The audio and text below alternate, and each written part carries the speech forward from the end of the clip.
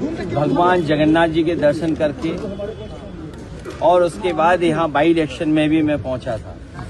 तो अगर हम ये माने साल के 365 दिन तो मैं तीसरी बार मुझे आने का मौका मिला है।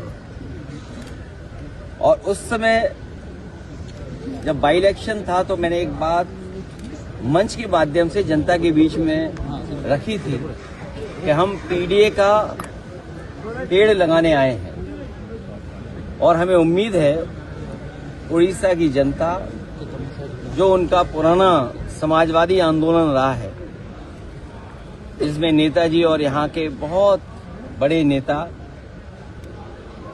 बीजू पट्टनायक जी और तमाम समाजवादी विचार के लोग साथ आकर के एक बड़ी ताकत बने थे।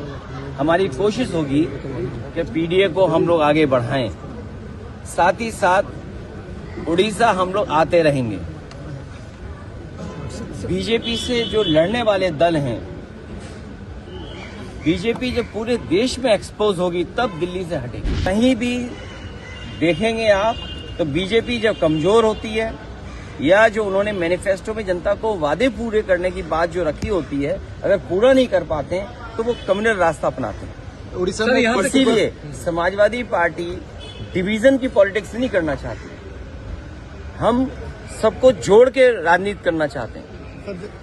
यही विजन जो कार्यक्रम जगह जगह कर रहे हैं, डिवीजन की पॉलिटिक्स खत्म हो, लोगों को जोड़ के एक साथ चलने की पॉलिटिक्स हो। सर, बीजेपी इलेक्शन है इस बार, समाजवादी सालों से राज था वो हटेगा और महाराष्ट्र में भी कर रहा है। बीजेपी से सीखने को भी बहुत कुछ है। वो पॉलिटिकल पार्टी नहीं है, वो पॉलिटिकली प्रोफेशनली रन करते हैं अपने आप को। और जो नया जमाना है डाटा चोरी का, कभी सोचा था आपने 5 साल पहले 3 साल पहले कि इलेक्शन होने जा रहा हो, कोई पॉलिटिकल पार्टी अपनी एजेंसियां लगाए और डाटा चोरी करने के लिए जाए?